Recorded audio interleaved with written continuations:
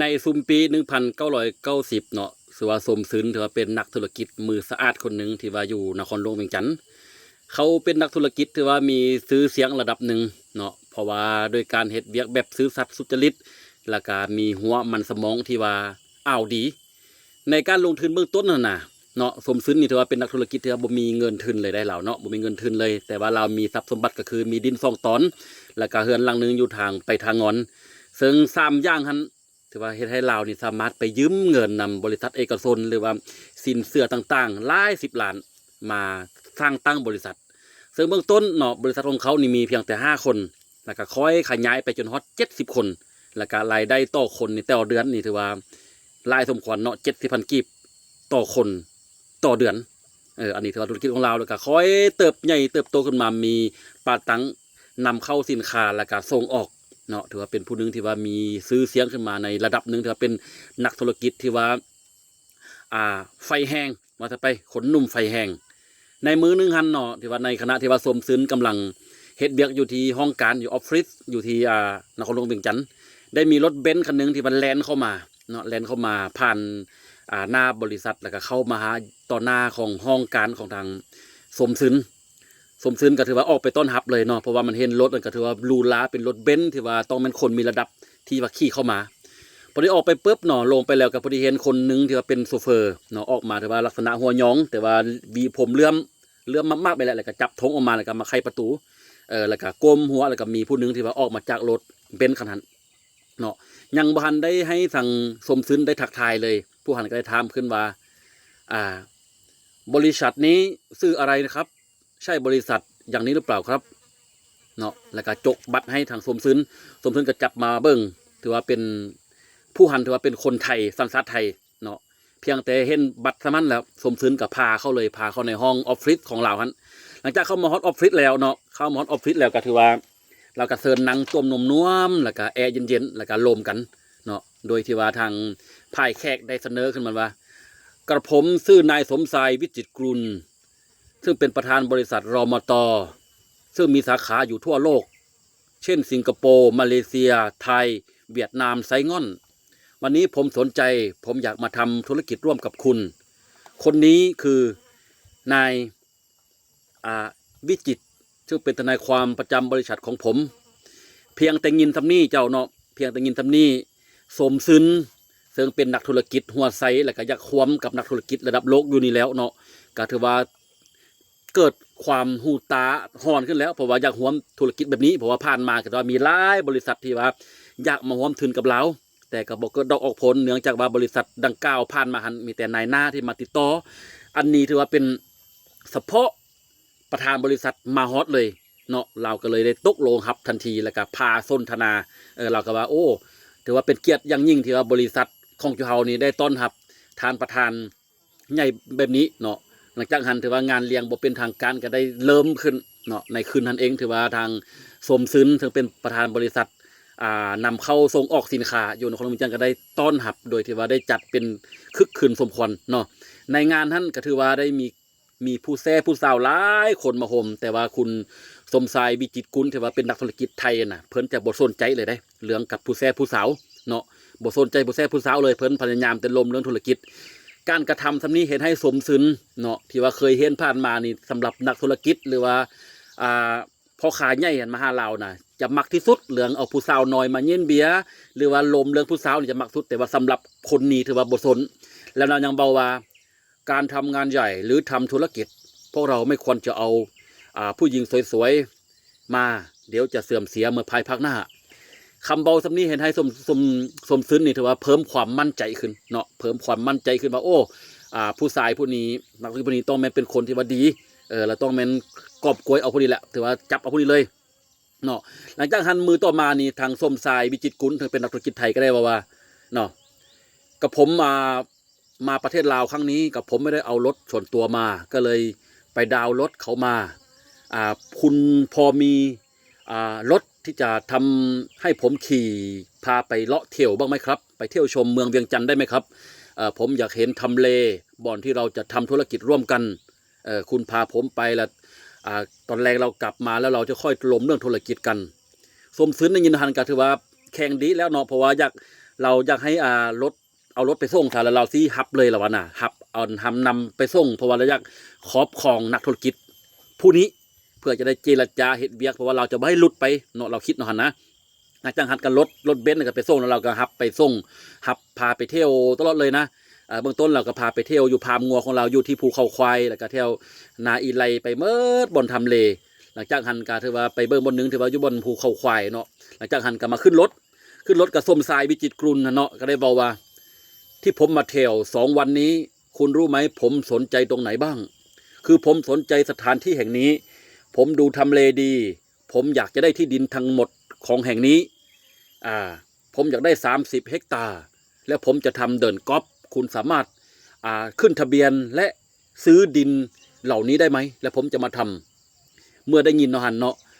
สมซึ้งก็ถามว่าท่านจะเอาดินนี้ไปเฮ็ดหยังผมจะทำเดินกอล์ฟเดินตีกอล์ฟผมจะลงทุน20 ล้านแล้วสมซึ้งก็ถามไปว่าเฮ็ดไปแล้วไผจะมาลิ้นอยู่แถวนี้นะบ่มีไผเพราะว่าอยู่เวียงจันทน์เฮาทรงหันบ่ทันมีคนรวยที่ว่าจะมาลิ้นกอล์ฟเรื่องนี้คุณไม่ต้องห่วงหลังจากที่ผมสร้างเสร็จแล้วเพื่อนของผมที่เป็นมหาเศรษฐีไม่ว่าจะอยู่มาเลเซียดูไบสิงคโปร์หรือที่ต่างๆจะนำเงินมาลงที่นี่หลายแสนดอลต่อเดือนคุณเพียงแต่ทำอย่างที่ผมบอกก็คือไปเล่นซื้อที่ดินตรงนี้ให้หมดเลยแล้วผมจะพาและผมจะกลับเมืองประเทศไทยของผมและผมจะเชิญคุณบริษัทของผมอยู่ที่บางกอกชื่อว่าบริษัทรมต.ซึ่งผมเป็นประธานใหญ่ที่สุดเพราะผมมาที่นี่ผมชอบในทำเลของประเทศลาวและผมได้ยินชื่อเสียงของบริษัทคุณผมอยากมาร่วมทุนกับคุณทุกคำเว้าเห็นให้สมซึ้งนี่ถือว่าดีใจที่สุดเพราะว่าเราจะพลิกวิกฤตแล้วว่านะบริษัทของเราก็ใหญ่อยู่แล้วแต่ว่าอยากจะไปในระดับประเทศระดับโลกว่าซะไปเมื่อคุณไปถึงประเทศไทยแล้วผมจะพาคุณเที่ยวไม่ว่าจะเป็นเชียงใหม่ภูเก็ตพัทยาจะไปทุกที่ที่คุณอยากไปและผมจะรอต้อนรับคุณวันพรุ่งนี้ผมจะกลับไปเถอะเรากลับกันเถอะเบาหนันแล้วก็ทั้งสองกับขับรถกลับมาถือว่าสมซึ้งนะซึ่งเป็นประธานบริษัทนะถือว่ารู้สึกดีใจที่สุดดีใจขนาดเลยเจ้าเนาะเพราะว่าจะได้บริษัทของเราจะฟื้นฟูเพราะว่าไม่ได้ประธานใหญ่บริษัทของประเทศไทยซึ่งมีสาขาอยู่ทั่วโลกอยู่ทั่วภาคพื้นอาเซียเนาะเราก็บ่ให้พลาดโอกาสหลังจากหันมือฮอตบริษัทเราก็ได้สร้างให้ลูกน้องเราเนาะสมซึ้งนะว่ามื้อนี้เราจะรับตอนจัดงานเลี้ยงส่งประธานบริษัทนี้เพื่อจะให้เราสมเกียรติแล้วเราจะเมื่อบ้านแล้วเราจะรอการส่งข้าวมาเราจะไปเที่ยวประเทศไทยเนาะเราไปทำประธานหลังจากงานเมืองก็ถือว่าได้ดำเนินไปบ่แม่นธรรมดาเนาะแล้วก็อยู่ในงานเลี้ยงท่านก็ถือว่าสมชายก็ได้สมชายก็ได้บอกว่าผมจะกลับวันพรุ่งนี้แต่คุณต้องหาที่ดินตรงที่ผมบอกท่านให้ได้ภายใน30 วันแล้วเราจะทำเป็นเดินตีกอล์ฟกันแต่ผมจะไปไส้ง่อนอยู่ที่ไส้ง่อนนั้นเขาไม่ได้ใช้เงินบาทผมมีเซ็กเงินบาท3 ล้านบาทแต่ผมขอยืมเงินคุณมีไหมผมอยากได้$25,000ผมเพราะว่าผมจะออกจากนี่ผมจะไม่ได้ไปไทยผมจะบินตรงไปไส้ง่อนผมจะทำธุรกิจอยู่ที่นั่นประมาณ15 วันแล้วผมจะกลับประเทศไทยแล้วผมจะโทรสายเรียกคุณไปเที่ยวตอนนี้คุณพอมีเงิน$25,000ไหมผมจะเอาเซ็ก3 ล้านบาทเนาะให้คุณสมชายสมซึ้งเนาะที่ว่าได้ยินเนาะนั่นน่ะก็ถือว่าดีใจแล้วเนาะเงิน3 ล้านบาทเซ็กสำหรับกับเงิน$25,000นี่ถือเทียบกับต้นหันก็ถือว่าจำนวนเซ็กที่ประธานบริษัทสมชายให้นะถือว่าเนื้อกว่า$25,000หั่นเนาะเราก็เอาให้เลยแล้วก็เอาเงินสดที่มีของบริษัทให้เลย25 ล้านอัน$25,000แล้วก็แลกกับเซ็กตัวหันมาหลังจากหันก็ถ้าเป็นเดือนเนาะเดือนหมดเดือนยังบ่เห็นติดต่อมาแต่เรื่องที่ดินถือว่าสมซึ้งได้ไปยืมเงินธนาคารมา50 ล้านเนาะ50 ล้านยืมมา50 ล้านแล้วก็ไปกว้านซื้อที่ดินแล้วก็เฮ็ดใบประตังถือว่าเรียบร้อยเนาะเป็นดินของสมซึ้งรอท่าเฮ็ดเดือนกอบกับสมชายหลังจากหันกระท่าเดือนต่อเดือนเราบ่เห็นบัดนี้บ่เห็นข่าวมาเลยบ่ได้ข่าวมาเลยบัดนี้ก็ทางสมชายก็บ่ทางสมซึ้งก็ว่าเป็นหยังเนาะคือว่าฮอดเดือนแล้วยังบ่มีมาก็เลยได้โทรเลขติดต่อไปทางกรุงเทพบางกอกแล้วก็เอาบริษัทที่มีนามบัตรของสมชายนะบริษัทรมต.เนาะประธานบริษัทรมต.ให้เนาะซะบ้านนี้ซะเนาะส่งไปให้กรุงเทพกับกวดสอบแล้วก็ได้โทรกลับขึ้นมาว่าที่อยู่และนามบัตรพร้อมด้วยชื่อของประธานบริษัทนี้ ทางประเทศไทยเราตรวจสอบแล้ว ถือว่าไม่มีบริษัทนี้เลย เราจึงขออภัยมาด้วยที่นี้ เมื่อได้ยินเอาหันนะสมซึนที่ว่ามีความหวังว่าจะเฮ็ดเดินก๊อปนะนั่งทางยืนเลยลมทางยืนเลย เพราะว่าทุกอย่างหนี้สินหรือว่าเงินทางหมดของบริษัทที่มีนะไปมอบพันหมดแต่เรากันยังว่าโบเป็นยังถึกลอกก็โบเป็นยังเราก็ได้เอาเซ็กตอนไปขึ้นเงินถือว่าเซ็กกับเซ็กเด้งโบมีความหมายอย่างเลย